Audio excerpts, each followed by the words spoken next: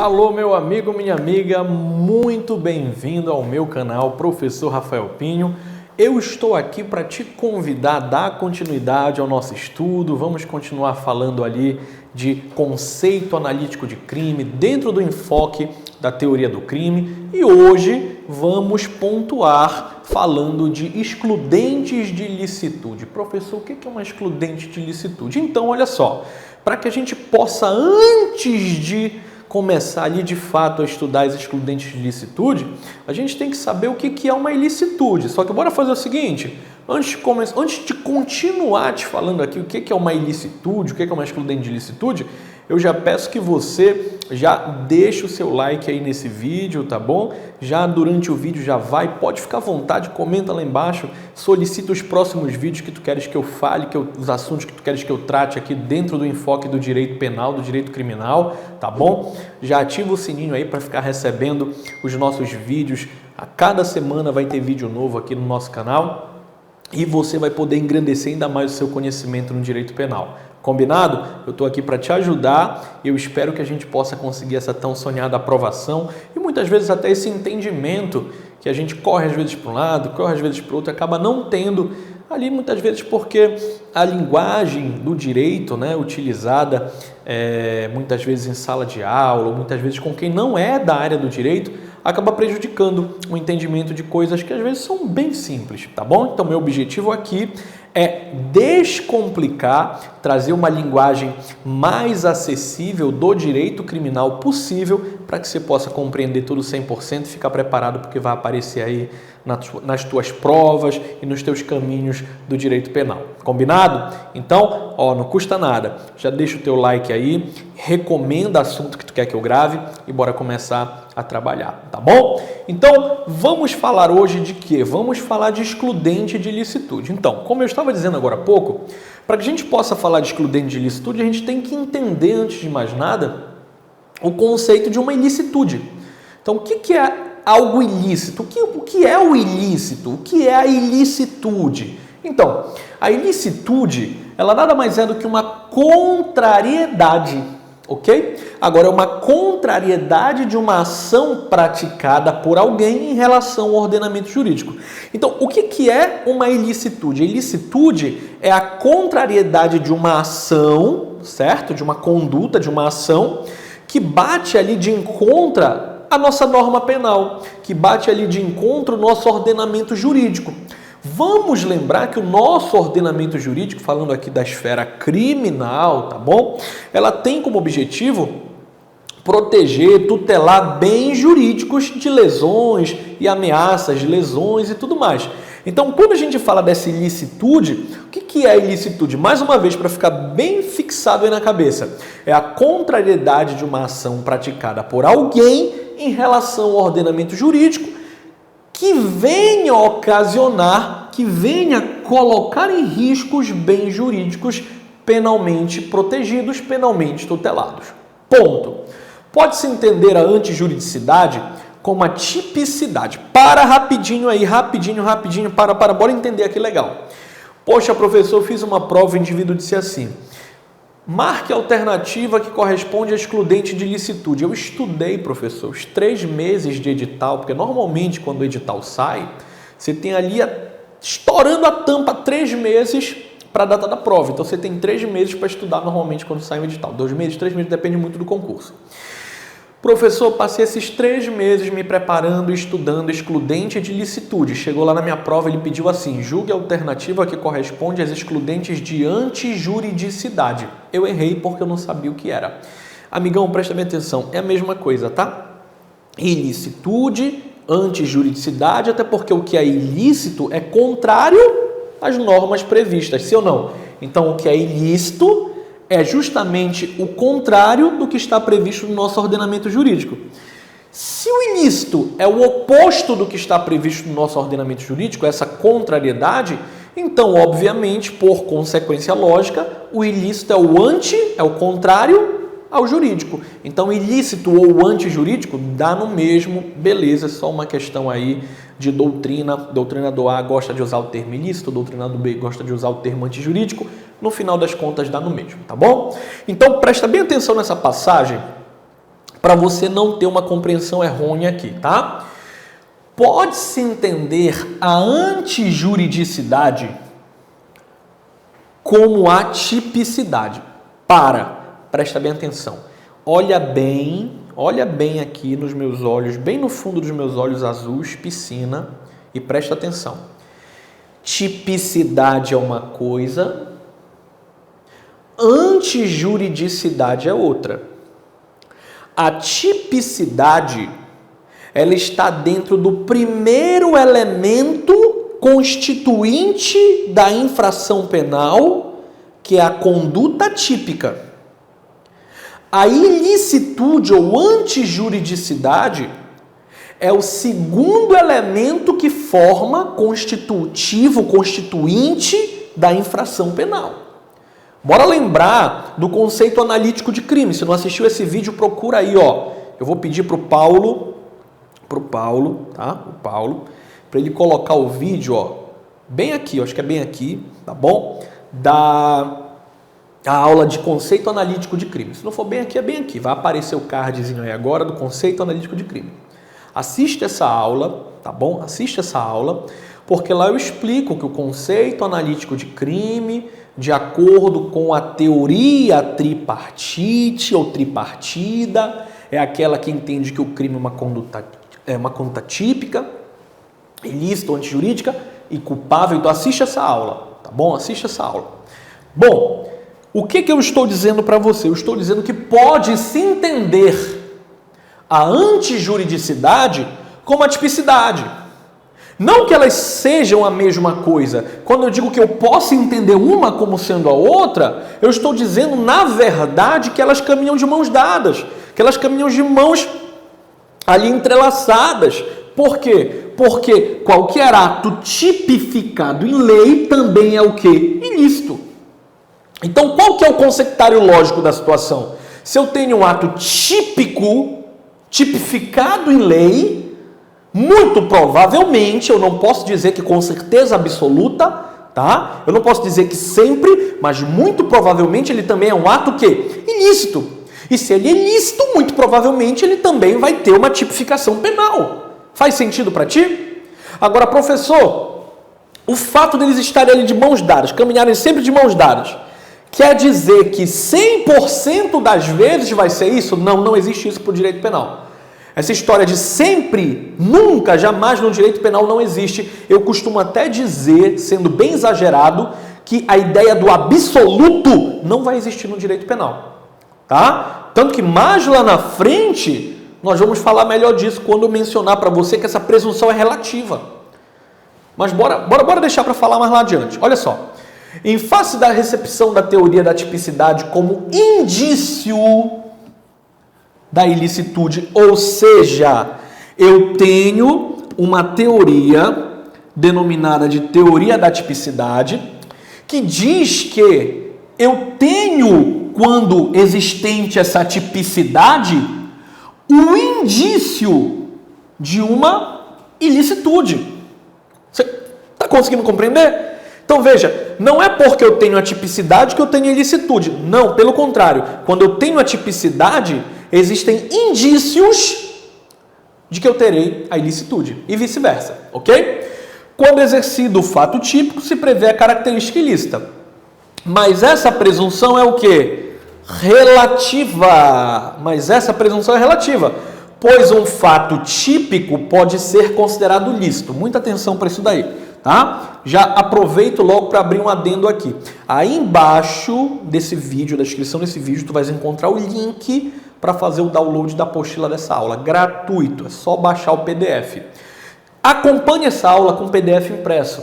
Pega a tua canetinha marca-texto e pontua lá assim, ó, pois um fato típico pode ser considerado lícito. Aí dá aquele nó na cabeça do aluno agora, né? Mas, poxa, professor, o senhor falou que normalmente quando é ilícito ele é típico e vice-versa. Como que agora você diz para mim que um fato típico pode ser lícito? Então, ele pode ser lícito porque existe uma presunção relativa. Professor, poxa, eu não estou entendendo. Então vamos lá, vamos por partes para deixar tudo bem claro para você compreender legal aqui. Rafael, como que um fato pode ser típico e não ser ilícito? Ou seja, como que ele pode estar previsto em lei, mas ainda assim ser uma conduta lícita? Então, é a nossa aula de hoje. Eu vou ter uma conduta típica e lícita quando eu estiver diante das excludentes de ilicitude. A partir do momento que eu estou diante de uma excludente, uma causa que exclui, tá? A ilicitude, então pensa comigo, se excluiu a ilicitude, consequentemente a conduta vai ser o quê? Lícita ou ilícita? Vai ser lícita, pô. Então se exclui a ilicitude, eu tenho uma conduta lícita. Rafael, beleza, quais são as causas que excluem a ilicitude? Vamos ver daqui a pouquinho. Combinado? Então ele diz assim, ó, desde que esteja amparada por causas excludentes de ilicitude. Que são, aí você precisa dar uma olhada no artigo 23, mas já antecipando aqui para você, quais são essas causas? Nós temos a legítima defesa, nós temos o estado de necessidade, nós temos o estrito cumprimento do dever legal e nós temos o exercício regular de um direito, ok? Tá, professor? Eu já observei que o meu edital está pedindo esse tópico. O meu edital está pedindo lá excludente de ilicitude, está pedindo ali, de repente, conceito analítico de crime, a teoria e tudo mais. O que eu preciso saber exatamente dessa tua aula como um todo para acertar uma questão de excludente de ilicitude? Então, deixa eu te falar uma coisa, presta bem atenção nisso, não deixa ninguém tirar a tua atenção agora. Amigão, o teu único trabalho, amigão, amigona, né? Teu único trabalho vai ser olhar para a questão da prova e dizer, com total certeza e precisão, se aquilo é uma excludente de ilicitude, por exemplo, ou não. Se for uma excludente de ilicitude, se aquilo é um caso de legítima defesa, de estado de necessidade, de exercício regular de um direito, ou, de repente, do estrito cumprimento de um dever legal. Tá, professor, então eu vou precisar decorar todos esses 4 aqui, eu vou precisar decorar? Não. Se tem uma coisa que os meus alunos aprendem comigo é direito penal não se decora. Independentemente de você estar se preparando para uma prova de concurso público, carreira policial, carreira dos tribunais, carreira fiscal, independentemente de ser para concurso público, de forma pontual, ou para OAB, exame da ordem, que não deixa de ser um concurso público também, você não precisa decorar, memorizar nada. Aluno que decora, aluno que memoriza, corre um sério risco de chegar no dia da prova, esquecer o decorado e se dar mal. Eu não estou aqui para tu te dar mal, eu estou aqui para te ajudar. Então vai por mim.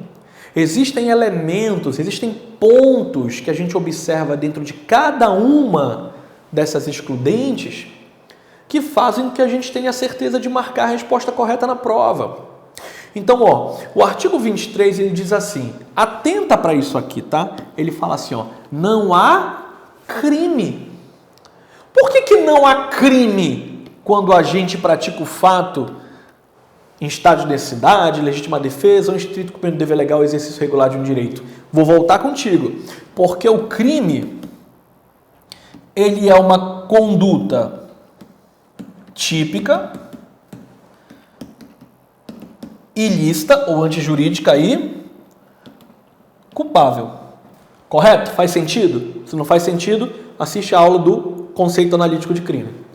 Se eu tenho uma conduta que ela é considerada como conduta típica, perfeito. Ela foi considerada como conduta culpável, perfeito. Eu já posso dizer que eu tenho o crime em si? Não. Lembra que para ter crime eu preciso ter a soma desses 3 elementos. Contudo, imagina comigo agora aqui que dentro da ilicitude eu tenho o artigo 23. O que o artigo 23 traz? O artigo 23 diz assim, ó, não tem crime se, por exemplo, a conduta for praticada em estado de necessidade, ou em legítima defesa, ou em estrito cumprimento de dever legal, ou no exercício regular do direito, não vai ter crime. Isso quer dizer o quê? Quer dizer que eu posso ter uma conduta típica, culpável, se a conduta não for ilícita. Por que ela não seria ilícita, professor? Porque o indivíduo, por exemplo, agiu em estado de necessidade. Porque, por exemplo, o indivíduo agiu em legítima defesa, ou agiu em estrito cumprimento de dever legal, exercício regular de um direito. E quando eu pratico uma conduta típica, culpável, mas agindo, por exemplo, em legítima defesa, ou em estado de necessidade, ou estrito cumprimento de dever legal, exercício regular de um direito, eu deixo de ter um dos componentes necessários, que é a ilicitude. E eu passo a ter apenas uma conduta típica e culpável. Consequentemente, se me falta um desses três elementos, eu não tenho crime. Por isso que muitas vezes você ouve alguém falar assim: João matou Maria. Matou, mas ele não praticou crime. Por que ele não praticou crime? Porque quando se ouve o João matou Maria, ele praticou uma conduta prevista em lei, artigo 121, matar alguém. Tem juízo da reprovabilidade social? Tem, mas ele agiu em legítima defesa. Então não tem o quê? Crime. Cuidado com isso em prova. Tá bom? Beleza. Só para prosseguir, bora identificar algum exemplo aqui para a gente poder entender bacana o que o professor está falando. Por exemplo, seu vizinho vai viajar e você arromba a porta da casa dele e entra. Tecnicamente falando, essa é uma atitude criminosa, tá? Tem ali a tipificação no Código Penal, mas será que em todos os casos? Veja, não há cenários em que isso seria permitido. Se você faz isso porque percebe um incêndio, escuta o cachorro do seu vizinho latindo, por exemplo, sua atitude é justificável. Logo, algo que normalmente seria considerado crime, como invadir a casa do seu vizinho e causar um dano à propriedade dele, nesse caso, já não será. Deu para entender mais ou menos como é que funciona? Então, é nessa pegada que tu tens que levar o teu entendimento. Agora, esmiuçando cada um dos incisos do artigo 23, vamos começar falando do estado de necessidade. Veja que ele se apresenta para a gente na sua forma mais completa aqui no artigo 24, e ele traz alguns elementos que, se você conseguir enxergar e procurar esses elementos na hora de ler sua prova, na hora do comando da questão, você vai acertar. Veja, o artigo 24 diz assim: considera-se em estado de necessidade quem pratica o fato para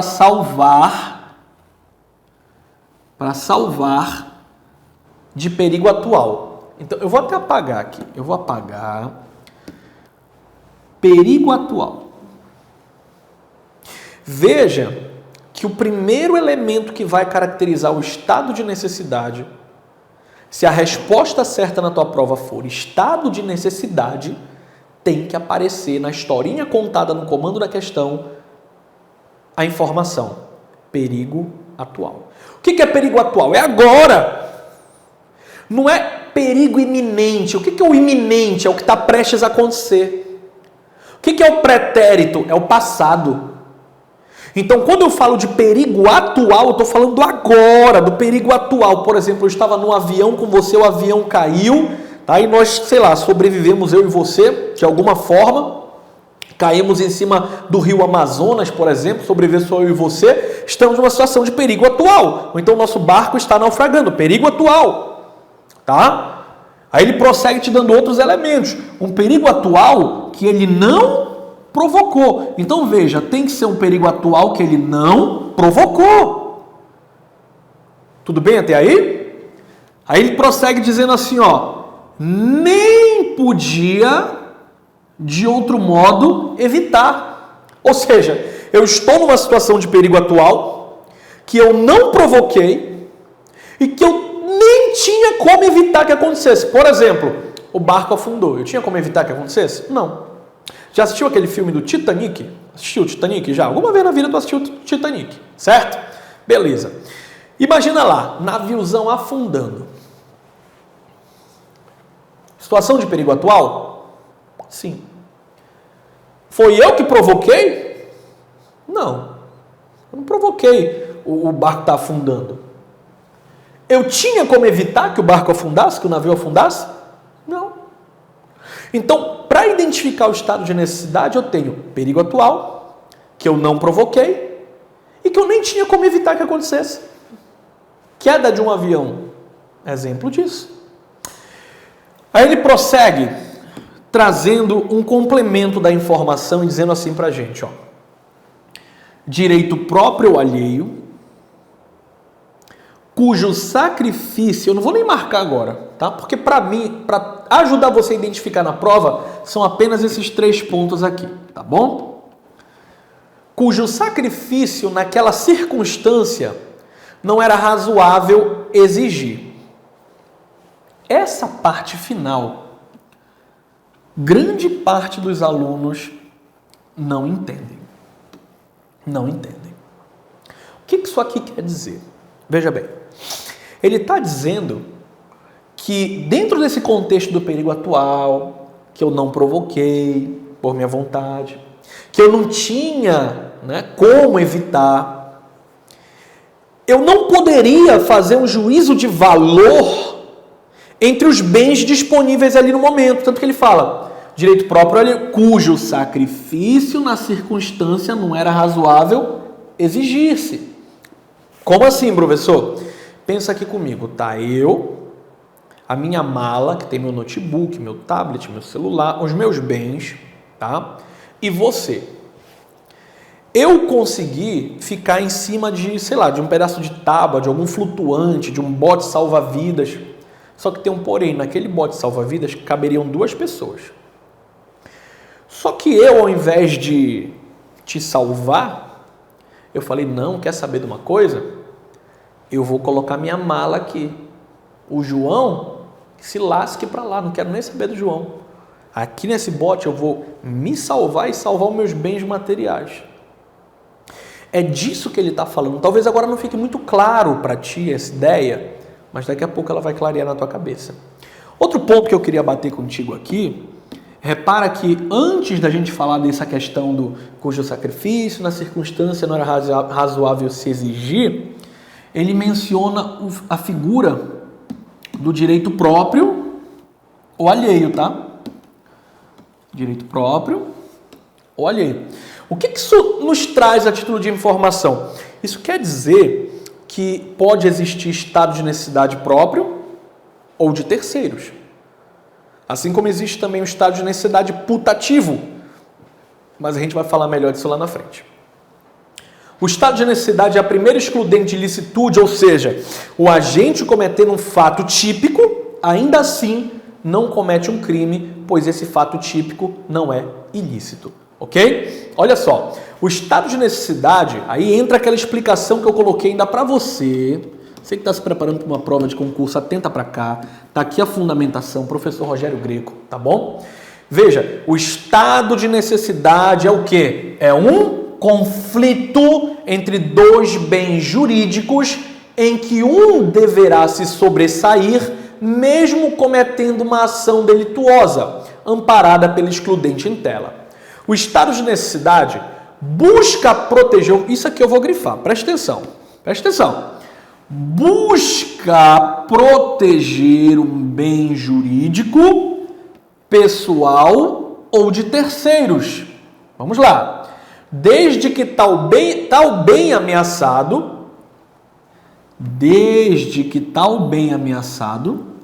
seja de inferior ou igual valor e que também não tenha provocado a situação danosa.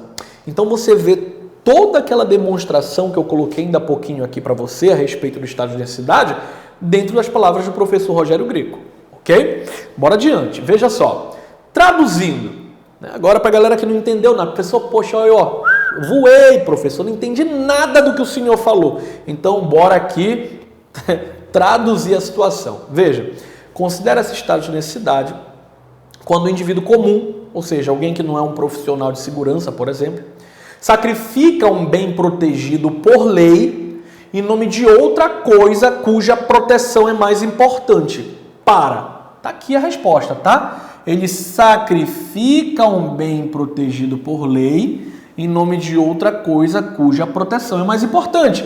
A exemplo que nós demos lá no início. Eu invado a tua casa, eu quebro a tua casa, porque na madrugada ninguém na tua casa, você viajando, naquela madrugada, eu vi que a casa começou a pegar fogo, o teu cachorro estava preso lá dentro. Então eu causei um dano à tua propriedade para poder salvar, por exemplo, o teu cachorro que estava preso lá dentro. Tá certo? Voltando ao nosso exemplo anterior, o indivíduo julga que respeitar a propriedade de seu vizinho é menos importante do que salvar o cachorro que está preso no incêndio. Logo, ele sacrifica a proteção à privacidade, à propriedade do vizinho, né, do colega dele, para salvar o animal. O estado de necessidade é amparado por duas teorias, sendo elas a unitária e a diferenciadora. Isso aqui é questão de prova. Tá? Isso aqui é questão de prova, ok? Questão de prova. O Brasil recepcionou qual? O Brasil recepcionou a teoria unitária, uma vez que o artigo 23 do CP entendeu o estado de necessidade unicamente como uma exclusão de ilicitude, uma exclusão de antijuridicidade.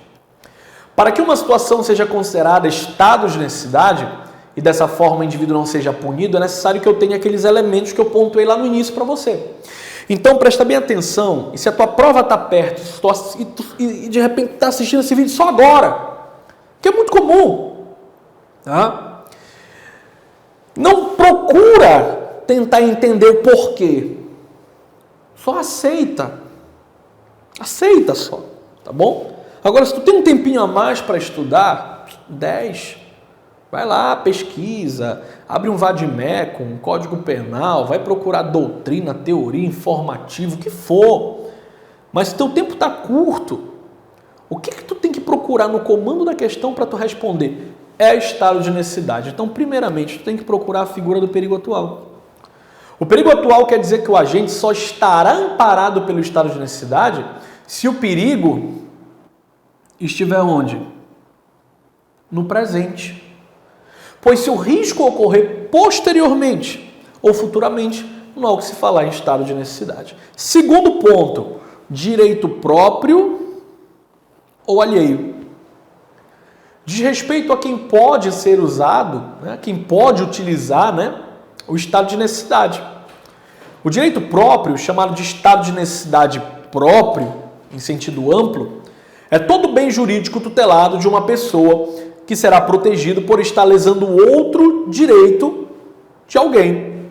O direito alheio salienta que o agente, com uma conduta típica para proteger o direito ou bem de outra pessoa, também vai estar amparado pelo estado de necessidade, e aí eu vou estar denominando isso de estado de necessidade de terceiros. Então, vamos lá. Eu tenho estado de necessidade próprio ou de outrem, tá? Ou de outrem. Estado de necessidade próprio é aquele que eu vou agir em meu favor.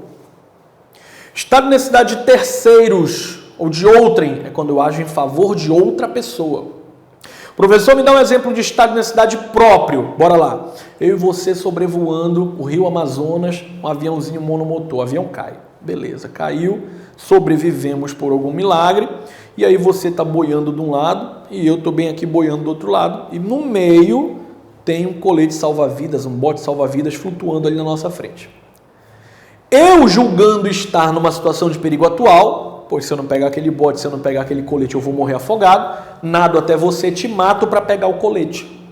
Estado de necessidade próprio, ok? Agora, há de se observar que o estado de necessidade pode ser próprio, pode ser de terceiros e também poderá ser putativo. O que é o estado de necessidade putativo, ou essa putatividade que ele traz aqui para a gente? A putatividade é a suposição, é o imaginar que está de fato vivendo uma situação de perigo atual, quando na verdade não está. Algo putativo é algo que deriva da imaginação da pessoa. Então, por exemplo, o avião caiu, mais uma vez, eu e você flutuando de um lado, flutuando do outro, bote salva-vida ali no meio, eu te mato para ficar com o bote salva-vida julgando estar numa situação de perigo. Se eu não pegasse aquele bote, se eu não pegasse aquele colete salva-vidas, eu iria morrer afogado. Vou lá, nado até você, te mato, ponho o colete salva-vidas e aí eu vejo que a água bate aqui na altura do meu peito, ou na altura do pescoço. Quer dizer, eu não precisava te matar, mas eu acreditei verdadeiramente que eu estava numa situação de perigo atual. Esse é o estado de necessidade putativo, ok? Olha só, o condenado à morte, por exemplo, não pode invocar estado de necessidade para praticar alguma conduta lesiva contra o executor da morte dele. Veja, eu fui condenado à morte.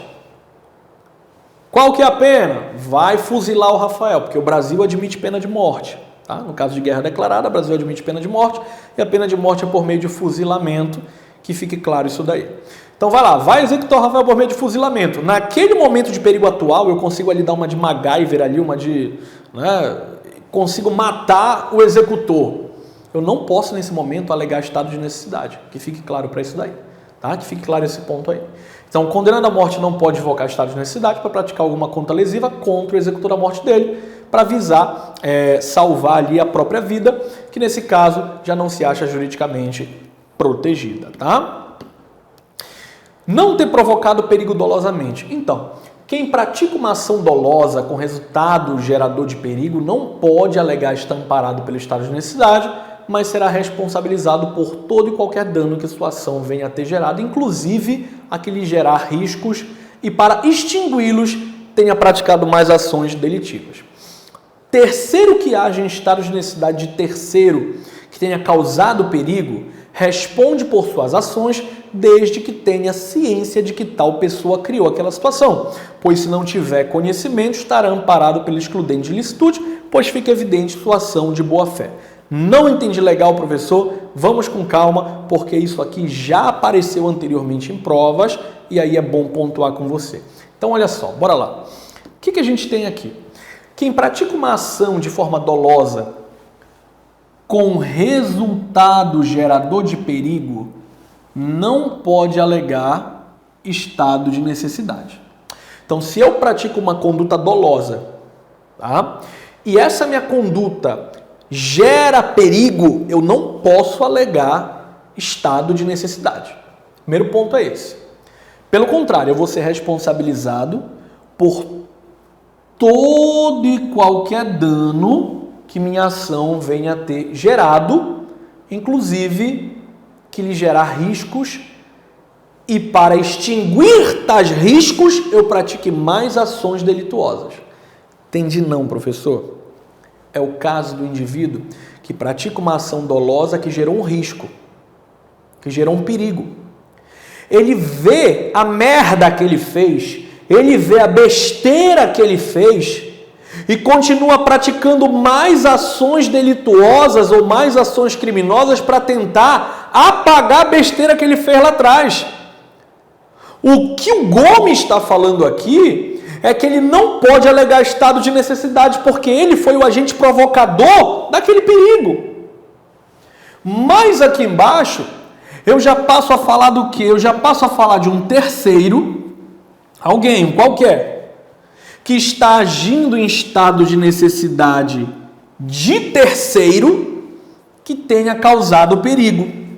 Veja, um terceiro que age em estado de necessidade, um alguém que age em estado de necessidade de outro alguém que tenha causado o perigo. Por exemplo, o Rafael, ele praticou uma ação dolosa com resultado gerador de perigo. Já sabemos que eu não posso alegar estado de necessidade.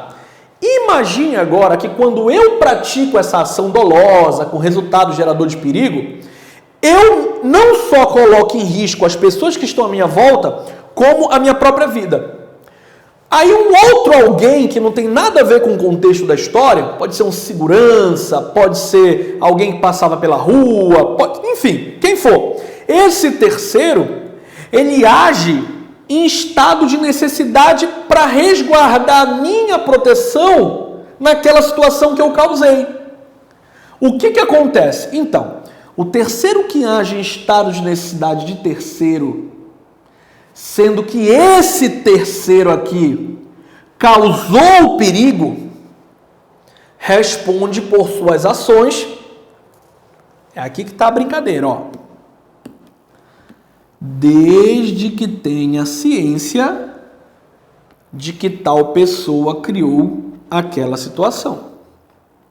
Ou seja, se eu agir em estado de necessidade para proteger de um perigo atual alguém que dolosamente tenha causado um resultado gerador de perigo, eu vou o quê? Eu vou responder, ó, desde que eu tenha ciência que aquela pessoa criou a situação, eu vou responder por minhas ações.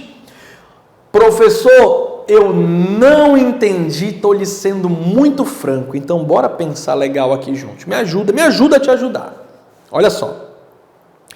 Imagina aí, 2 irmãos.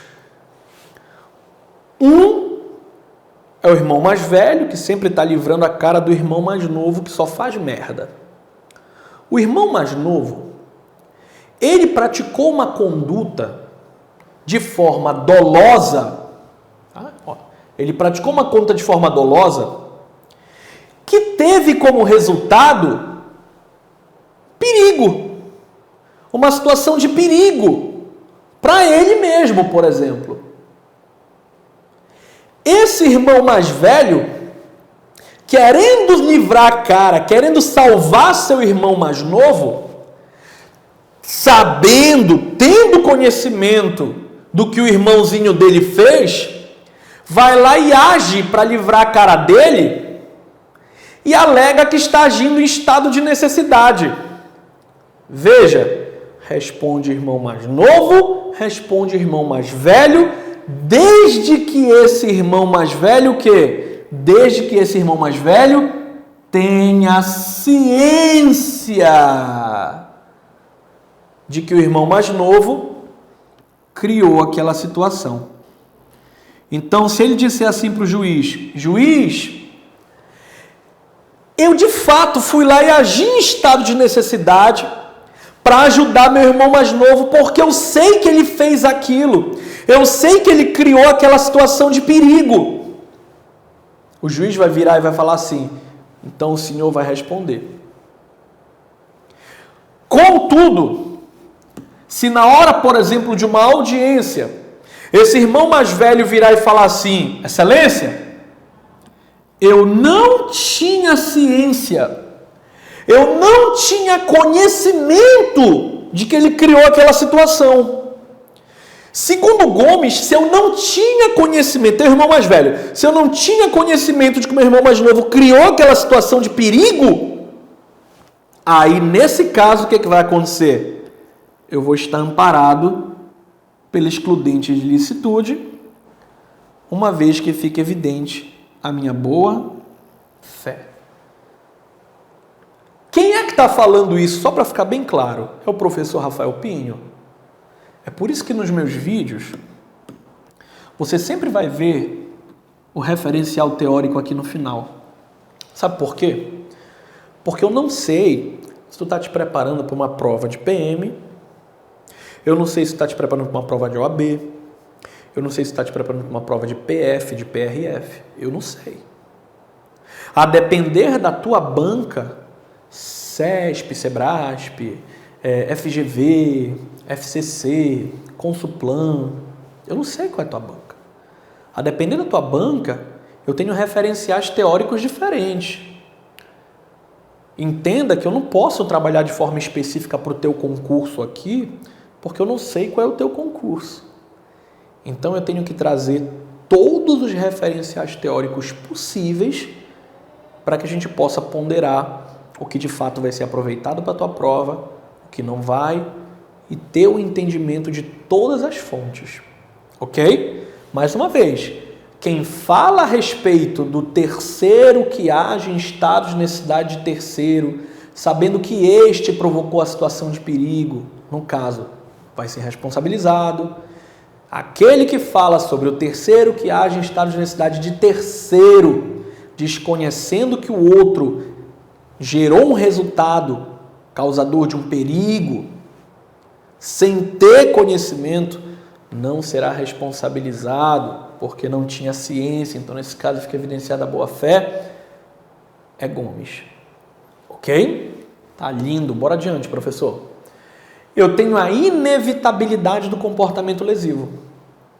A inevitabilidade do comportamento lesivo deve existir, pois o sacrifício do direito alheio deve ser a última opção necessária para salvar o meu direito próprio, não existindo qualquer outra maneira de fazê-lo. Então, quando eu falo da inevitabilidade do comportamento lesivo, eu estou falando que aquele teu comportamento criminoso, lesivo, ele tem que ser inevitável. Tem que ser uma coisa do tipo, poxa, pera lá, ou eu me salvo ou eu morro. Porque entenda o seguinte, de uma maneira bem simplória, tá? Bem rasteira mesmo. O que é o estado de necessidade? O estado de necessidade é ou eu mato ou eu morro. Ponto. Isso é o estado de necessidade. Podem falar o que for, pode ser o Greco, pode ser o Capês, pode ser o Gomes, pode ser o Nutt, pode ser o sei lá quem for, tá? O fato é o seguinte, o que é o estado de necessidade? O estado de necessidade é ou eu mato ou eu morro. Acabou, é isso que é o estado de necessidade, tá? A proporcionalidade, cuidado, eu vou até colocar aqui, ó, presta atenção, para depois dizer assim, professor não falou. Cuidado, ok? Cuidado. Não confunda proporcionalidade com moderação. A moderação, a conduta moderada, você vai encontrar onde? Você vai encontrar lá dentro da legítima defesa. Proporcionalidade é elemento aqui do estado de necessidade, uma vez que ao agir em estado de necessidade exige-se a proporcionalidade para eu poder sopesar a ideia de que, poxa, pera lá, se eu posso salvar a vida desse outro ser humano, que se dane a minha mala, eu vou pegar minha mala, minha mochila, vou jogar na água, eu vou abrir mais um espaço no meu bote para salvar essa pessoa. Então é dessa proporcionalidade, desse equilíbrio que perpassa pela razoabilidade, uma questão de bom senso, que o estado de necessidade exige aqui. Veja só, a proporcionalidade também é fundamental para que esteja configurado o estado de necessidade, pois não há o que se falar em estado de necessidade quando o bem jurídico protegido é de menor valor que o bem sacrificado. Poxa, pensa comigo aqui. Eu e você, no meio de um rio, eu tenho um bote salva-vidas que cabem 2 pessoas e você está na água. Mas eu digo assim, não, eu vou colocar minha mala, eu vou colocar minhas coisas aqui e que se dane quem está na água. Para pensar. Será que essa conduta é proporcional? Será que essa pessoa age com bom senso? Porque veja bem, ela vai estar o quê? Ela vai estar protegendo um bem patrimonial, que é de menor valor, em detrimento de um bem de maior valor, que é a vida. Ela vai estar sacrificando uma vida para salvar o celular, a bolsa, a mochila. Então não tem proporcionalidade. Se não tem proporcionalidade, eu não posso falar de estado de necessidade. Você está compreendendo o que eu estou falando? Bora adiante. O que pode acontecer nesses casos é a simples redução facultativa de 1 a 2/3. Quando acontece esse tipo de situação que eu acabei de mencionar, poderá ocorrer uma redução de 1 a 2/3 na pena, ok? Ele não exclui o crime, ele funciona apenas como redução de pena, tá bom? O aspecto subjetivo. Então, o aspecto subjetivo é quando a gente tem a consciência de ter agido para salvar um direito próprio alheio. Faltando algum desses critérios, não estará formalizada a excludente de licitude. Também não há o que se falar em estado de necessidade quando a gente tem o dever legal de agir. Ponto, isso é questão de prova, tá? Veja, não há o que se falar em estado de necessidade quando a gente tem o dever legal de agir. Professor, como assim dever legal? Dever que parte da lei. Você que vai prestar uma prova de concurso público, mais uma vez não sei para que cargo, poxa, você, se policial, militar, se rodoviário, não interessa, você vai ser um servidor público e as tuas condutas vão estar ali reguladas por lei. O seu dever legal de agir está previsto em lei. Então veja só, quando a gente tem o dever legal de agir, ele não pode alegar estado de necessidade. Por exemplo, um bombeiro chega lá, um incêndio, um negócio, porrada acontecendo, queimando. Ele, rapaz, eu não vou, não, perigo atual, não vou entrar nisso não, tá doida, deixa queimar. Ele não pode fazer isso. Ele é policial militar, ele é rodoviário federal, ele é federal, não interessa. Ele tá lá no meio de uma troca de tiros, bala comendo solta para tudo que é lado. ele se esconde embaixo da viatura e fala assim, não, estado de necessidade, se eu me meter nisso ainda vou morrer. Não pode. Então preste bem atenção, questão de prova. Não pode alegar estado de necessidade quando a gente tem o dever legal de agir. Ok? A pessoa que diante da lei tem a obrigação de enfrentar o perigo, é exemplo do bombeiro, o que não se confunde com o dever jurídico, que pode, né, não poderá exercer o estado de necessidade, em contrapartida, o que tem o dever jurídico pode sim exercer o estado de necessidade. Toma cuidado com esse ponto final aqui, que isso é muito interessante, tá? Não confunda. Quando eu falo de dever legal, muitos alunos confundem isso com dever jurídico, tá? E aí tem uma diferença muito grande, a gente não vai entrar nesse mérito aqui agora, mas só para ficar claro para você, o dever legal normalmente diz respeito, não disse exclusivamente, normalmente diz respeito a servidores públicos, é o que te interessa para a prova, tá bom? Já o dever jurídico, tá? É o dever que, por exemplo, nós temos, né? O cidadão vai ter deveres jurídicos, deveres estabelecidos em lei, tá certo? Então não confunda dever legal com dever jurídico. Eu tenho o dever jurídico de agir, de fazer tal coisa, não fiz. Não fiz porque aleguei estado de necessidade. A depender da situação e do contexto, a tua tese de estado de necessidade vai ser aceita sim. Claro, se preencher aqueles requisitos anteriores que nós já pontuamos.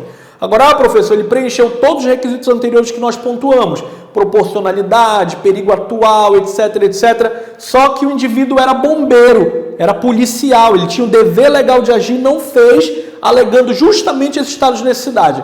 Então, nesse caso, o juiz não entende como válida a aplicação dessa excludente de licitude nos casos de dever legal. Tá bom? Muito bem.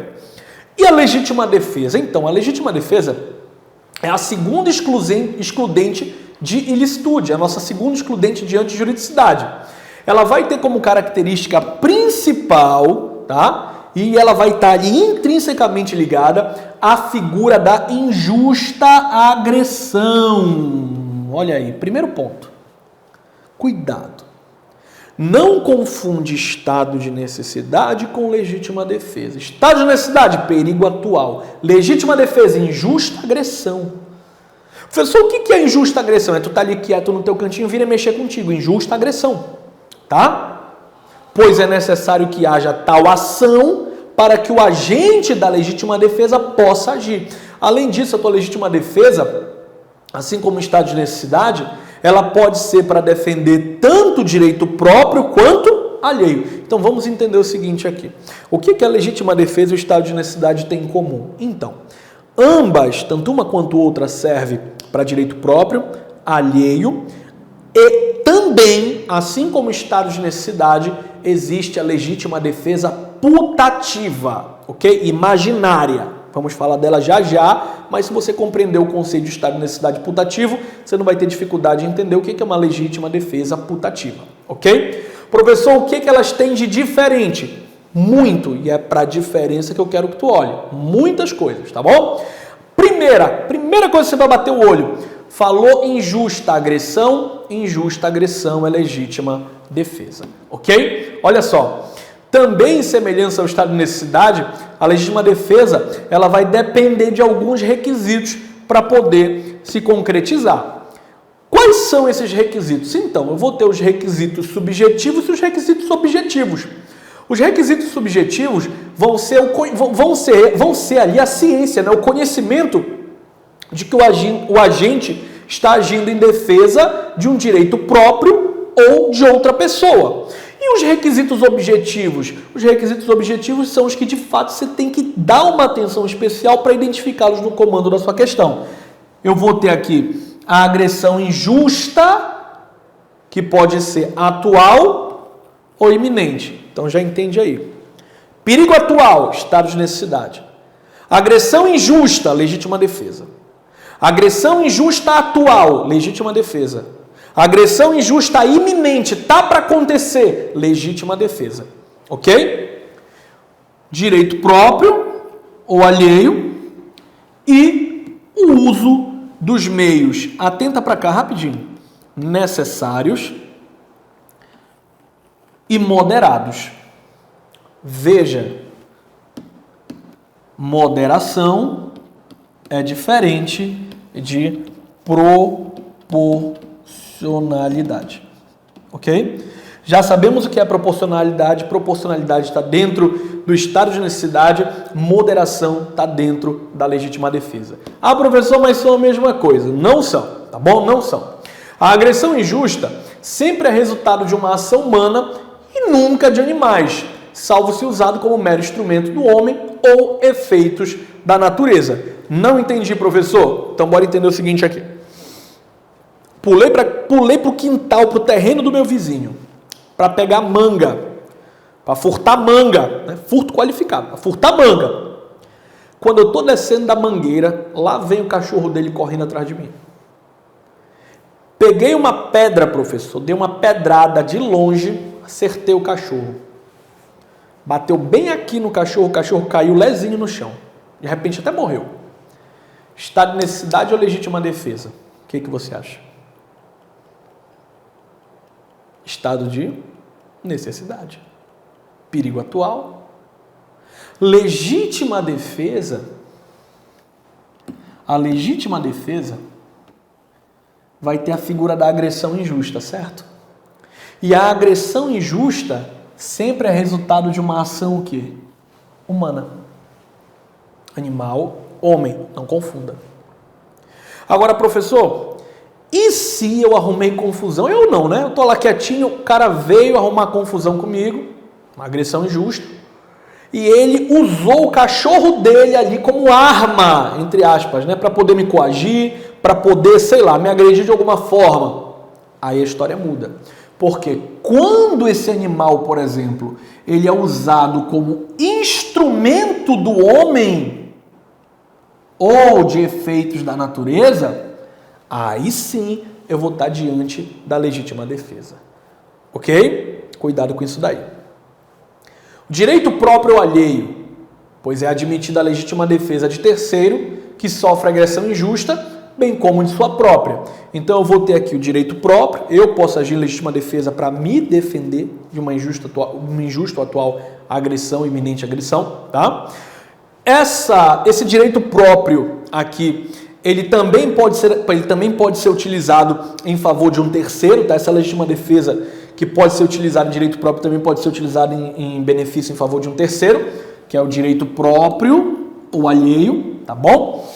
E eu vou ter a figura do uso dos meios necessários. Mais uma vez, não confunde meios necessários, moderação com proporcionalidade. Quando eu falo para ti de uso dos meios necessários, eu estou dizendo que o agente ele só pode usar ou ele poderá usar qualquer meio para ele se defender da agressão sofrida. Então, por exemplo, eu sou policial, o vagabundo vem correndo para cima de mim com pedra, com um pedaço de pau, com estoque, com caco de garrafa, né? Gargalo de garrafa quebrado. Eu, policial, tô com a minha pistolona bem aqui. O cara vem para cima de mim, professor, eu posso usar a pistola? Pode, meio necessário. Eu posso usar de qualquer arma ou ferramenta, ou o que quer que seja, para eu me defender da agressão sofrida. Porque tem gente que tem o seguinte pensamento. Ah, professor, o cara veio com uma, sei lá, com uma pedra. Então eu não posso usar uma pistola porque não vai ter moderação aí. Não vai ter proporcionalidade, equivalência. Mas pensa comigo que maluquice essa, né? Se o cara vem com uma pedra, tu é policial, tu tem tua arma. Quer dizer então que tu não pode usar tua arma? Tu vai ter que jogar tua arma no chão e procurar uma pedra, um pau para se defender dele? Não é assim, pelo amor de Deus. Bora utilizar um pouquinho da nossa inteligência, bora ter um pouquinho de bom senso, tá? Quando eu falo de meios necessários, é qualquer coisa que tu tenha à mão. Agora, o que não pode é você pegar a sua pistola e descarregar ela toda sobre o indivíduo, ou então dar logo um tirão na cabeça do indivíduo, um balaço na cabeça dele e acabou. Bora ter bom senso. Então, veja, legítima defesa, meios necessários, eu usar qualquer meio necessário para poder me defender. Agora, eu uso de qualquer meio necessário com moderação. E o que é a moderação? A moderação, no uso dos meios necessários, ela pode ser entendida como, abre aspas, a proporcionalidade da agressão da defesa. Não misture uma coisa com a outra. Não é porque eu falei de proporcionalidade aqui, vou até colocar entre aspas, que você vai dizer, ah, professor, mas está aí então, moderação é a mesma coisa que proporcionalidade. Não é. A moderação aqui é o uso de uma proporcionalidade na agressão. Em que sentido? O indivíduo vem para cima de mim, eu estou só com a minha pistola, eu dou um tiro na cabeça dele? Não dou, porque tiro na cabeça é execução, amigo. Tá aí o caso lá do cunhado da Ana Hickman, que teve há um tempo atrás. Não sei se você lembra desse caso. Não teve moderação ali. O indivíduo está vindo para cima de mim, o que eu vou fazer? Eu vou dar um tiro na canela, eu vou dar um tiro no pé, eu vou dar um tiro de advertência. Ah, professor, e se for aqueles casos de filme que eu dou um tiro no cara, o cara tá com sangue quente, ele continua vindo para cima de mim, né? Parece que o projétil atravessou ele como faca quente na manteiga, professor. E o cara grandão continua vindo para cima de mim, eu atirando ele vindo, eu atirando ele vindo, atirando ele vindo. Eu descarreguei a arma, professor, o último tiro, pai, o cara caiu, mas eu descarreguei o pente da minha arma nele, professor. E aí, teve moderação? Teve moderação, uma vez que a tua conduta foi justificada pela resistência que o indivíduo estava tendo no que diz respeito a já ter sido acertado e continua andando para cima de ti. Então, por favor, aqui é bom senso para saber repelir aquela injusta agressão. A partir do momento que eu dou o primeiro tiro, o cara cai no chão, cessou a injusta agressão. Tudo que eu fizer além, eu sou responsabilizado. Tudo que eu praticar além, de forma dolosa ou culposa, eu vou ser responsabilizado. Tá? Então, presta muita atenção aí. A legítima defesa tem algumas espécies. Vejamos. Eu tenho a legítima defesa defensiva. Eu tenho a legítima defesa putativa, a gente vai já falar dela, mas por alto a gente já entendeu o que é a putatividade lá no estado de necessidade. Eu tenho a legítima defesa subjetiva e a legítima defesa sucessiva. Professor, o que eu tenho mais que prestar atenção aqui para fazer uma boa prova? Então, fazer uma boa prova, dá uma atenção na putativa e dá uma atenção na sucessiva, tá bom? Bora falar de todas aqui, mas dá uma atenção na 2 e na 4. A legítima defesa defensiva é aquela em que o agente visa se defender sem cometer qualquer crime, sem cometer qualquer fato típico. Enquanto a ofensiva é aquela em que o agente, para se defender, utiliza de um fato típico como crime. Por exemplo, o Paulo está aqui comigo, né? Paulo está aqui comigo. O Paulo vem para cima de mim para me agredir de alguma forma. Se eu só me defender do Paulo, sem agredi-lo, isso é legítima defesa defensiva. Se na hora que o Paulo vem para cima de mim para me agredir, para eu poder me defender, eu agrido o Paulo também, então eu estou diante de uma legítima defesa ofensiva, ok? Então na defensiva eu só me defendo, na ofensiva eu vou para cima para a gente poder brigar até que cesse aquela injusta agressão, tá bom? Legítima defesa subjetiva é aquela em que o agente excede na defesa, mas que é justificável diante da situação. Lembra do exemplo que eu dei? Coisa de filme, né? Eu continuei atirando, descarreguei o pente da minha arma todinho, o cara continuou vindo para cima de mim para me agredir. É a minha legítima defesa subjetiva. Por quê? Porque eu vou me exceder na defesa, mas esse excesso acaba sendo justificado diante da situação. Então o cara continuou vindo para cima de mim, eu continuei atirando até que ele parasse, ok? E aí, as duas figurinhas mais interessantes para uma prova, a legítima defesa putativa. Então olha só, a legítima defesa putativa é aquela em que o agente acha, tá? A figura da putatividade é o achismo, é o achar. Ele acha estar amparado pela excludente de licitude quando na verdade não está. Professor, eu não entendi, me dê um exemplo bacana aí. Então, bora imaginar aqui o seguinte. Vamos imaginar que você está estudando aí para o seu concurso lá pelas tantas horas da madrugada. Sei lá, 3 horas da madrugada, todo mundo já está dormindo na tua casa, todo mundo já está dormindo na tua rua, né? Aí no teu andar, no teu prédio, no teu condomínio. Só você, aquele silêncio maravilhoso, estudando direito penal, estudando legítima defesa, assistindo meu vídeo. E aí você começa a ouvir gritos da casa ao lado. É a tua vizinha, Regininha, tua vizinha, aquela vizinha gente boa, né? Aquela pessoa simpática, ela começa a gritar de madrugada. Ai, pelo amor de Deus, tu tá me matando. Para, Paulo, tu tá me matando. Ai, pelo amor de Deus, alguém me ajuda. Ela começa a gritar.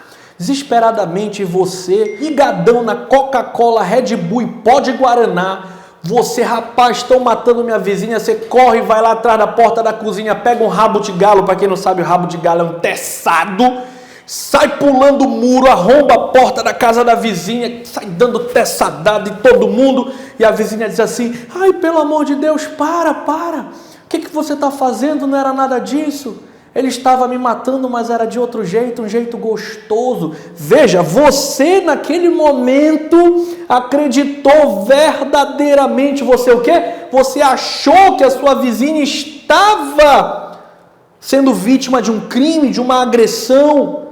Você imaginou por um momento que estavam matando sua vizinha de um jeito, quando na verdade ela estava morrendo de outro, se é que você me entende.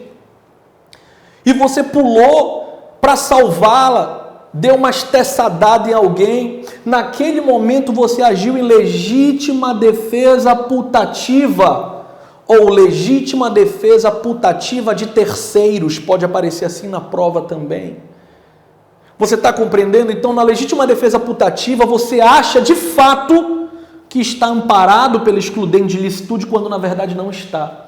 Você foi colocado em engano, você foi colocado em erro, ok? E eu tenho a minha legítima defesa sucessiva. Então, vamos por parte aqui, porque alguns alunos têm muita dificuldade em entender o que é legítima defesa sucessiva. Então, é quando um agente, amparado pela excludente de ilicitude, ele começa a exceder sua ação. Então, por exemplo, imagina só, você vem para cima de mim, me provoca e a gente começa a brigar.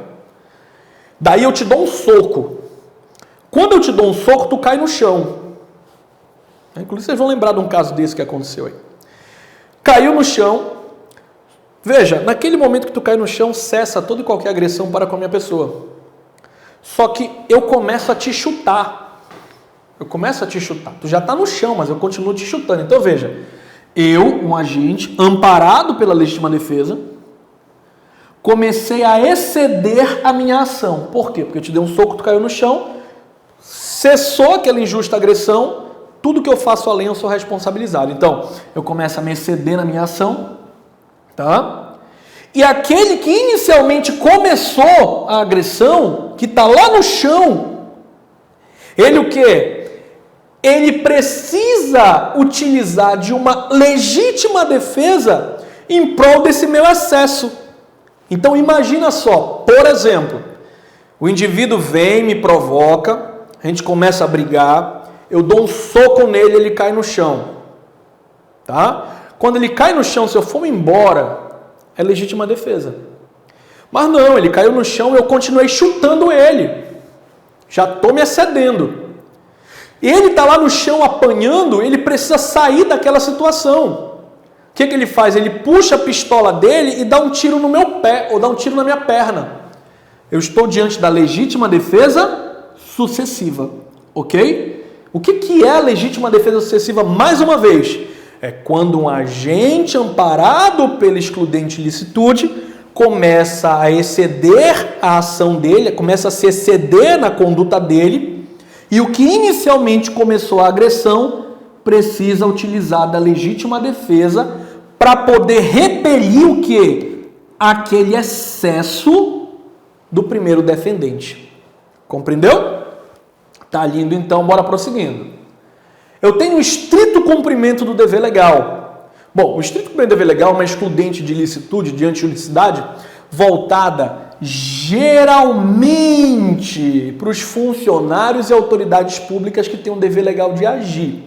Por que eu digo geralmente? Porque quando a gente está em sala de aula, concursos públicos e tudo mais, de um modo bem geralzão, o professor ele sempre vai falar que o estrito cumprimento do dever legal é algo que está ali voltado para a figura do servidor público. E não é bem assim. Na verdade, não é assim em 100% dos casos. Por exemplo, você de repente vai prestar uma prova para a OAB. Tá? Você vai ser advogado. Então, eu tenho que tomar cuidado aí, porque é possível, de acordo com o professor Kleber Mason, tá? Que eu tenha o estrito cumprimento do dever legal no que diz respeito a um advogado, por exemplo. A um médico, por exemplo. Tá bom? Vamos ver isso aqui, ó. Os funcionários públicos em alguns cargos têm a obrigação de agir utilizando uma conduta típica em lei. Mas como também têm o dever de atuar de forma legal, então estão amparados pelo exercício regular de um direito. Ponto. É comum o agente público fazer uso dessa prerrogativa, mas também é possível que um particular esteja amparado por tal excludente. Então é sim, tá? Vamos lá. É sim possível que um particular também esteja amparado pelo estrito cumprimento do dever legal. Como no caso do advogado, olha aí, você que vai prestar prova para o OAB, como no caso do advogado, que não responderá ali por falso testemunho, por exemplo, se chamado para depor contra cliente, pois a lei permite o sigilo entre o advogado e o cliente. Então, para a gente poder entender, eu sou advogado, você me contrata, nós vamos ter uma relação de confidencialidade, nós vamos ter uma relação de sigilo, uma relação profissional de sigilo ali, cliente e profissional, tá? Só que por algum motivo eu sou chamado a depor lá na frente e prestar esclarecimentos acerca do senhor, da senhora que foi meu cliente ou que era meu cliente. Eu posso prestar esse esclarecimento? Posso. Ah, professor, mas o senhor vai estar praticando crime se fizer isso. Então, eu não pratico crime, por quê? Porque eu estarei agindo em estrito cumprimento do dever legal, ok? Então, é comum o agente público fazer uso dessa prerrogativa. Normalmente a gente vê isso em provas de concurso público, mas também é possível que um particular esteja amparado por essa excludente, como no exemplo do advogado, que não responde por falso testemunho se ele for chamado a depor contra o seu cliente, levando-se em consideração que a lei vai permitir que haja um sigilo entre o cliente e o advogado. Ah, professor, eu discordo, eu não entendo dessa forma, eu não concordo com o senhor, não foi esse o entendimento que eu vi numa prova. Ei, preste atenção. Não é o professor Rafael Pinho que está falando isso aqui para você, não é o que eu acho, o que eu penso. Eu trouxe o entendimento do professor Kleber Mason, tá? Para que você possa, com base no seu edital, no seu concurso, vendo quais que são os doutrinadores que a sua banca mais gosta de usar, quais que são os entendimentos que a tua banca adota, ou ela prefere utilizar, para que, com base nisso, você possa ir preparado para tudo que vem aparecer na tua prova. Pode ser que a tua banca adote como professor favorito, como doutrinador favorito, o Rogério Greco. Pode ser que ela prefira o Kleber Mason. Pode ser que ela prefira o Capês. Pode ser que ela prefira o Nutt. Enfim, tá? Não sou eu quem vou dizer isso para ti. É a tua banca, é o perfil da banca. Eu até falo para os meus alunos. Primeira coisa, antes mesmo de começar a estudar para a prova de concurso público, é conhecer o perfil da tua banca. Conhecer como que é a tua banca, qual que é o perfil dela, como que ela trabalha, tá? Mais uma vez, o meu papel aqui é te dar o entendimento geral sobre o assunto, tá certo? Maravilha.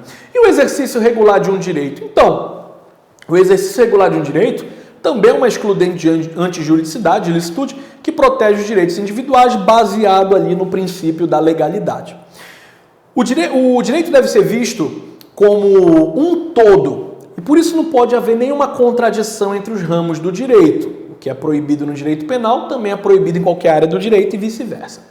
Por isso existe o exercício regular de um direito, para que em primeira mão seja um fato típico, ainda assim, para o que em primeira mão venha a ser um fato típico, ainda assim não seja um fato antijurídico, pois facultado ao agente exercer tal direito. Professor, não entendi, não compreendi. Como assim o que pode ser um fato típico, ainda assim não tem como ser antijurídico? Claro, falando de exercício regular de um direito. Então, bora lá. Imagina aqui o seguinte. As práticas desportivas, por exemplo. As lutas. Os procedimentos cirúrgicos. Se eu for trazer como exemplo procedimento cirúrgico, práticas desportivas e lutas, vou até pontuar isso aqui pra gente, tá? Cadê? Prática desportiva, lutas, procedimentos cirúrgicos, tá? O que eu vou ter em comum entre eles? Eu vou ter o artigo 129. Eu vou ter a figura do crime denominado de lesão corporal, tá?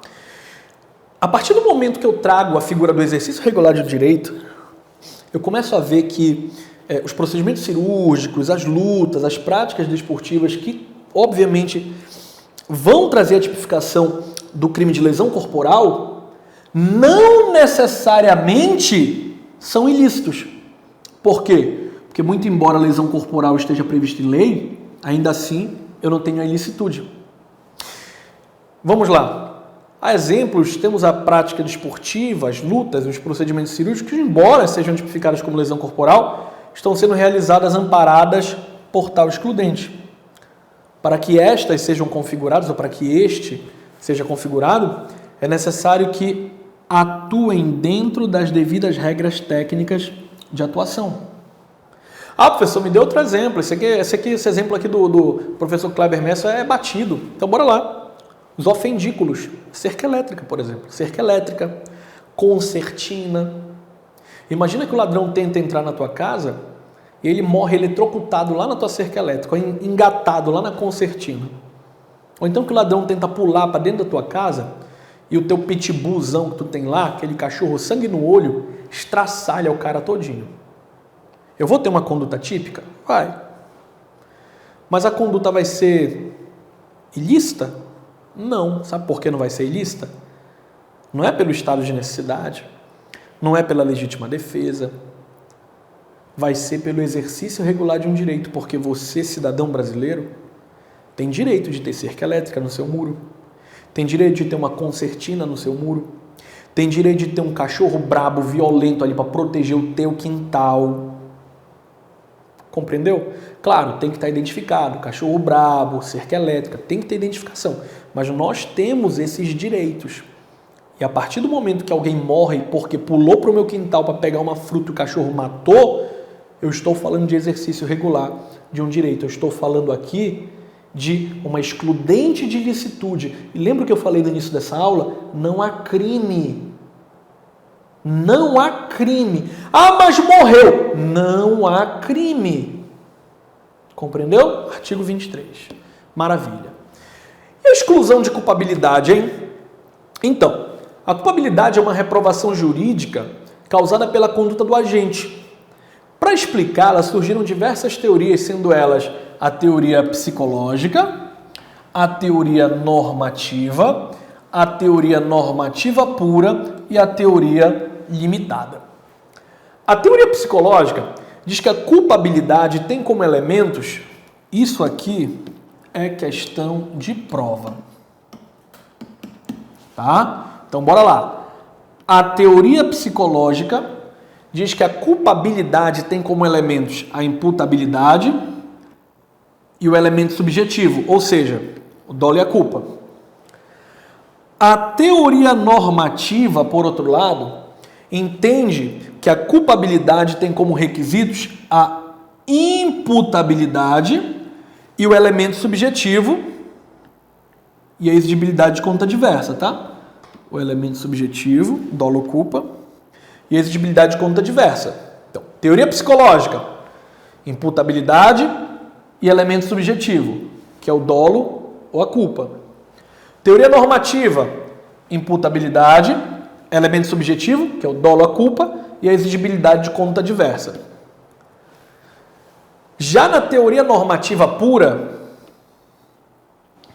por ser uma teoria finalista, entende que o elemento subjetivo, dolo ou culpa, deve ficar na conduta, pertencendo à culpabilidade o quê? A imputabilidade, a potencial consciência da ilicitude e a exigibilidade de conta diversa. E a teoria limitada traz os elementos lá da teoria normativa, além das discriminantes putativas. Isso é questão de prova. Aí tu entende o que eu falei agora há pouquinho. Eu estou te dando a visão geral. Você tem que saber o que vem caindo na tua prova, no teu concurso, na tua banca. Próximos dias agora, vamos ter o concurso do MP Pará, Ministério Público do Estado do Pará. Poxa, qual que vai ser a banca? Se não estiver enganado, é Consulplan. Qual que é o perfil da Consulplan? Se a Consulplan falar para mim da teoria normativa pura, eu tenho que saber o que é. Se a banca falar da teoria limitada, eu tenho que saber o que é. Então eu preciso entender cada uma delas e, sobretudo, entender como a minha banca aborda. Vamos lá. Também entende Zaffaroni que a estrutura social do agente é de suma importância para caracterizar ou não a culpabilidade, explicando essa teoria através de um claro exemplo. Se um sujeito de certo grau de instrução e posição social furta um anel numa joalheria, sem que ninguém o obrigue a isso ou o ameace, e sem estar mentalmente enfermo, dizemos que esse sujeito podia motivar-se na norma que proíbe furtar e que lhe era exigível que nela se motivasse, porque nada o impedia. Por essa razão, lhe reprovamos a conduta, o injusto, concluindo que sua conduta é reprovável, concluindo que sua conduta é culpável. Então, Zaffaroni, ele fala aqui pra gente um pouquinho sobre o que seria essa conduta reprovável. O que é a conduta culpável? Veja, um indivíduo que tem certo grau de instrução, que tem uma boa posição social, ele foi lá e furtou um anel numa joalheria. Ninguém obrigou ele a fazer isso. Ninguém o ameaçou. Ele também não era doido, ele não estava mentalmente enfermo. Então, se a gente levar em consideração esse perfil traçado para esse sujeito aqui do exemplo do Zaffaroni, nós vamos chegar à conclusão que a conduta dele é o quê? Culpável, que a conduta dele é reprovável. Porque é uma pessoa que é bem instruída, tem uma boa posição social, não tem problema mental nenhum. Como a culpabilidade determina se o agente, cometedor de fato típico e ilícito, receba a devida punição, é necessário entender as excludentes de culpabilidade que são. Então, bora lá. Quais são as excludentes de culpabilidade? Eu tenho a imputabilidade por doença mental,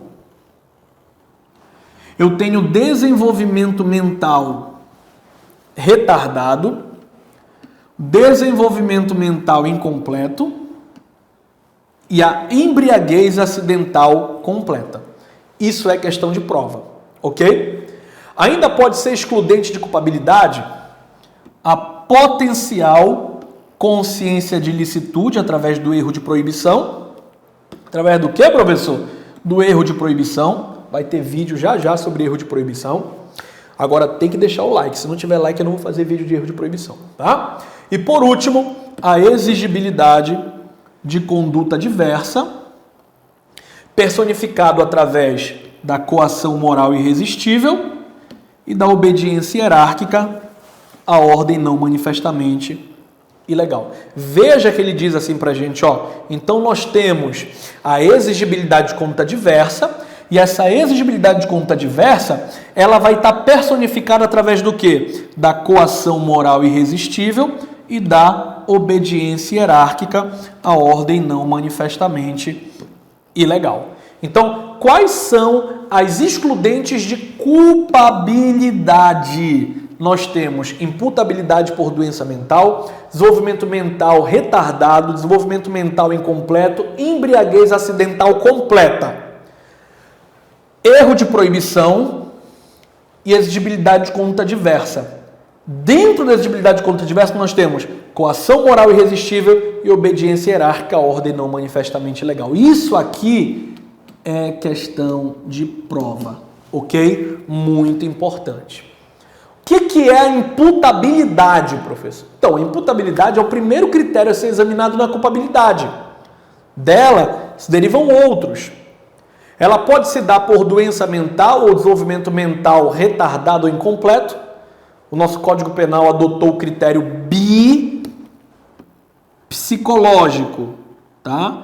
Não, professor, acho que está errado, é biopsicológico. Não, com relação à imputabilidade no que diz respeito à doença mental e desenvolvimento mental incompleto ou retardado, o critério adotado foi o bipsicológico, tá? Para analisar tal critério, não se admitindo, por exemplo, apenas o estado de doença mental para que esteja excluída a culpabilidade. É necessário também que no momento da conduta delituosa, o agente não tinha ou não tivesse consciência da ilicitude do fato dele, ok? Então não basta só que seja atestada a doença mental do indivíduo. É necessário que no momento do ato ele não tivesse consciência da ilicitude do que ele estava fazendo. A imputabilidade em relação à menoridade é no Brasil, quando o agente é menor de 18 anos, não podendo ser imputado um fato criminoso, mas sim um ato infracional. Então, bora recapitular. Menor de idade não pratica crime, pratica ato infracional equiparado a crime. A legislação adotou para menoridade, o critério biológico, pois nesse caso não há o que se falar em conhecimento de ilicitude, mas apenas da idade para o critério da culpabilidade. Não obstante, a imputabilidade por embriaguez deve-se dar involuntariamente incompleta, pois se for incompleto, o agente será responsabilizado, podendo haver uma redução de pena.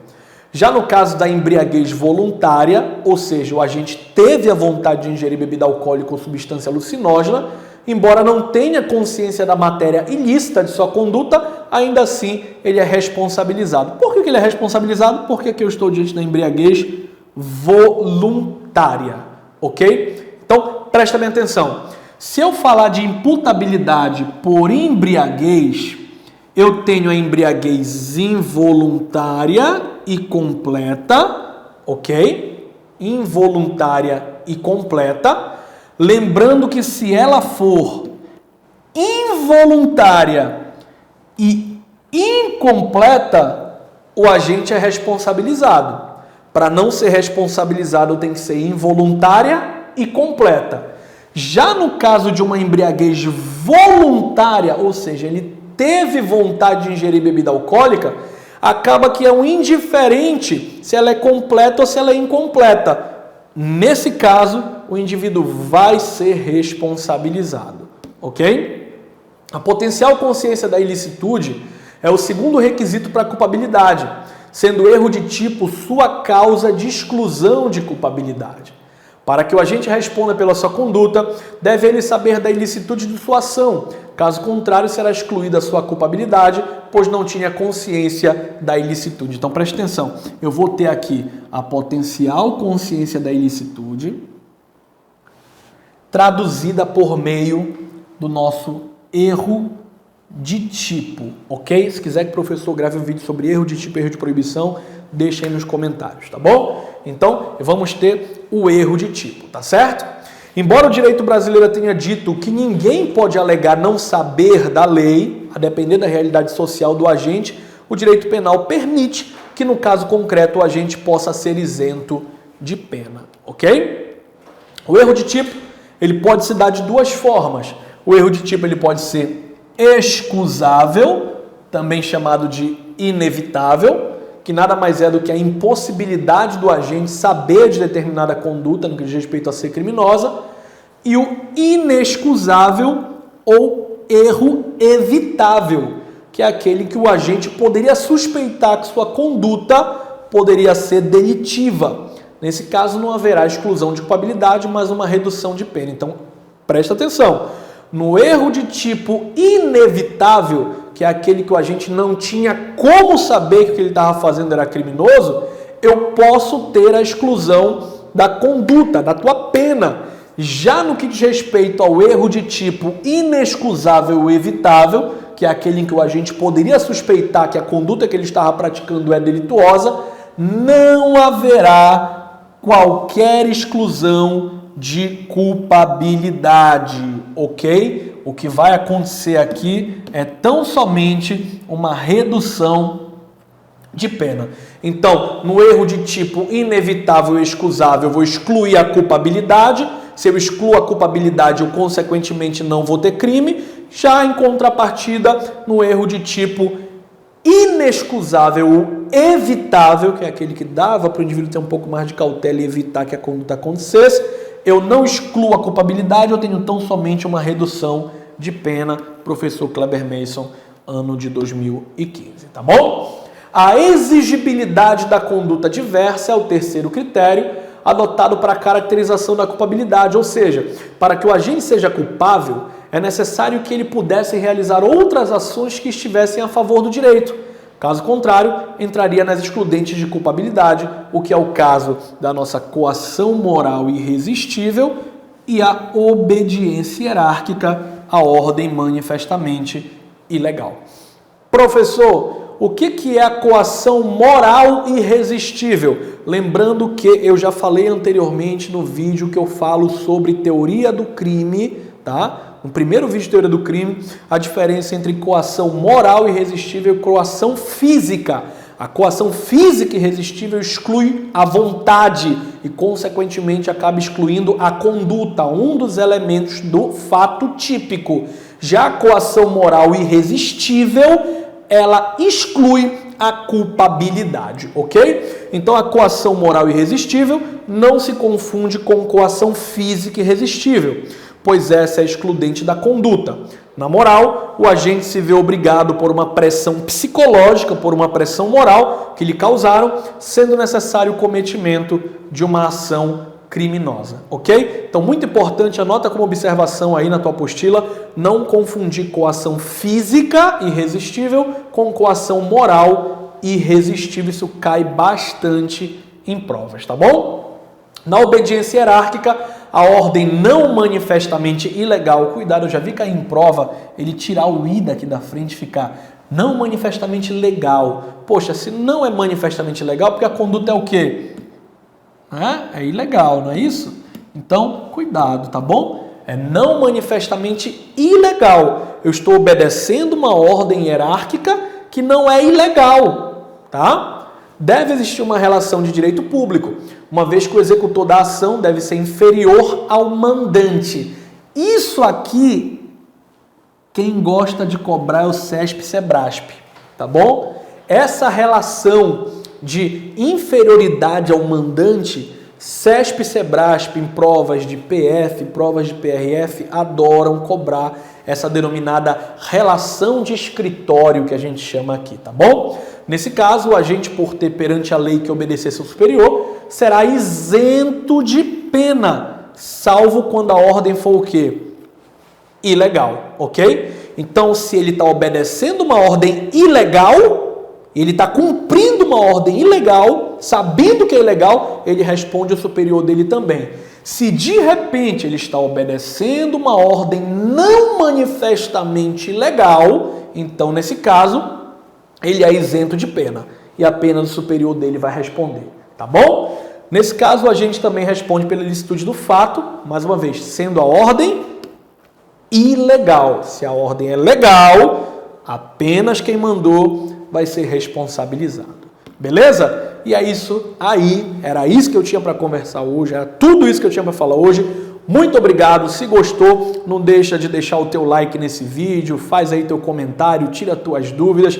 Muito obrigado pela atenção, até a próxima aula, gratidão, tchau, tchau, valeu!